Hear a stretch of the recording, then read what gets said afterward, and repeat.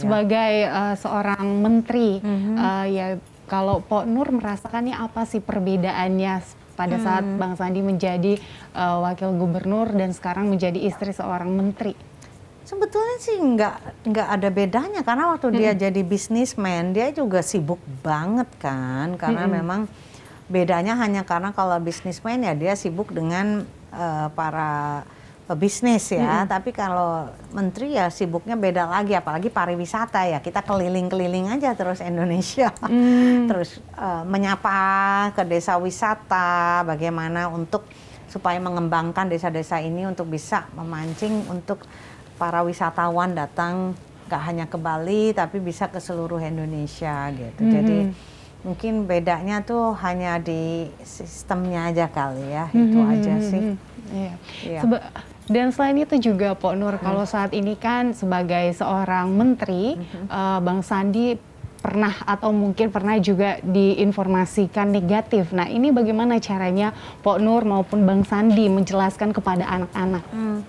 Kalau anak-anak sih karena mereka mengenal bapaknya dengan detail dari kecil ya, sampai alhamdulillah sih so far anak-anak itu ya mereka tahu bapaknya siapa gitu loh. Jadi kalaupun orang-orang mau memberitakan yang nggak benar atau nggak baik, mereka sendiri juga udah bukan nggak peduli ya, alah udahlah ya kita bener aja disalahin gitu loh. Jadi that's manusia gitu, kita nggak bisa membuat semua orang seneng gitu loh. Jadi ya tapi kita tetap berbuat baik dimanapun berada, itu aja sih. Pada masa-masa terendahnya Bang Sandi, mungkin pada saat pekerjaan makin menumpuk, ada banyak masalah juga di pekerjaannya, biasanya peran dari Pok Nur bagaimana sih supaya menyemangati Bang Sandi? Saya cuman doain dia aja, dia tuh orangnya memang nggak banyak omong ya, jadi tetap tenang, dia nggak pernah mengeluh, dia juga tetap konsisten. Nah itu yang saya salut. Karena Bang Sandi itu orangnya yang apapun yang dia jalani dia harus bisa dengan hati yang apa namanya ikhlas ya. Jadi dia mengerjakan semuanya itu ya dengan tenang. Jadi memang udah dari dia pengusaha pun seperti itu. Jadi ya kalaupun kita ini larinya ya kita sembahyang, ngadunya sama Tuhan gitu aja, berdoa ya. Iya. Kita balik lagi nih, Pok Nur. Kalau tadi kan Bang Sandi itu sebagai sosok ayah yang sangat pengertian, yang mau mendengarkan bagaimana advice dari anak-anaknya. Tapi ketika anak-anak mungkin melakukan kesalahan, kalau Bang Sandi ini pernah nggak sih marah gitu kepada anaknya? Marahnya sih dia nggak pernah yang kamu ini tuh enggak. Dia kalau marah tuh paling coba ya kalian tuh kan tahu papa tuh udah kerja keras, coba kalian. Jadi malah justru membuat posisi anak-anak yang nggak enak gitu lah. Jadi nggak pernah, memang ini yang saya juga belajar karena Bang Sandi itu tipe orang yang ya dia mencontohkannya yang baik. Jadi anak-anaknya kalau memang mereka berbuat salah, justru anak-anak yang merasa aduh maaf ya Pak, kita belum bisa seperti papa gitu, atau memang jangan samain kita sama papa gitu, apalagi mengenai sekolah ya.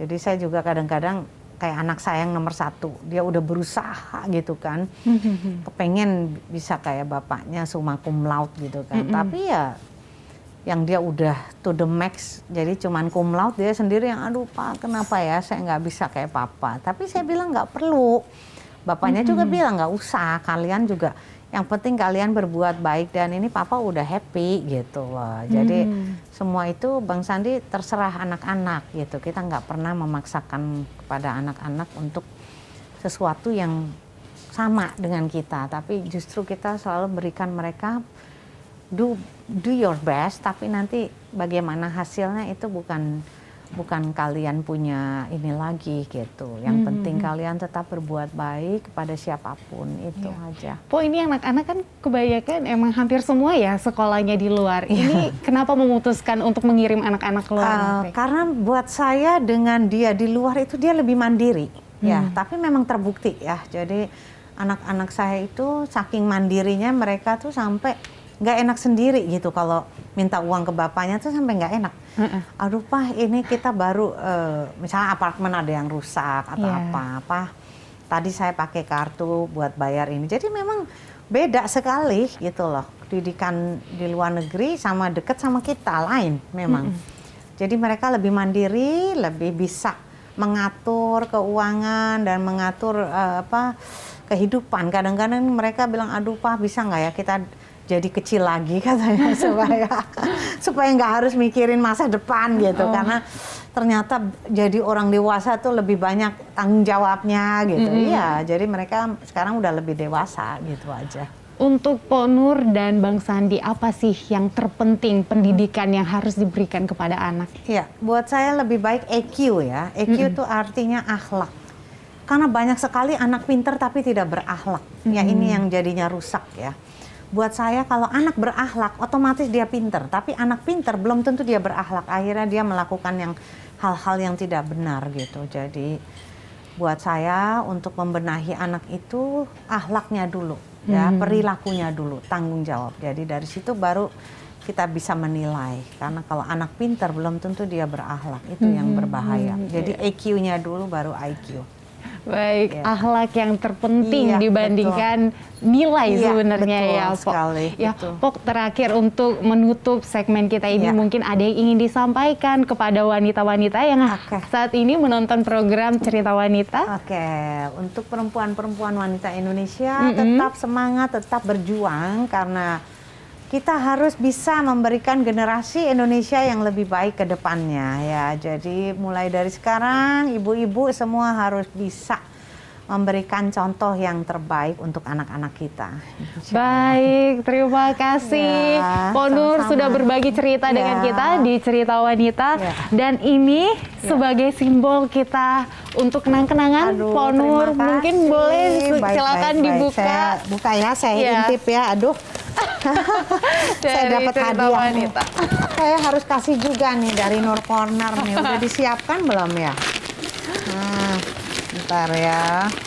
Kita senang banget loh bisa. Atau ke Nur Corner aja kalau memang ini dari sini mampirin supaya bisa nanti sekalian bisa lihat produk-produk apa yang dipegang. Wow.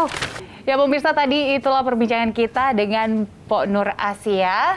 Semoga Pok Nur tetap sehat selalu dan sukses selalu dengan Bang Sandi juga. Saya Gesmi Sitanggang serta tim yang bertugas pamit undur diri. Sampai jumpa.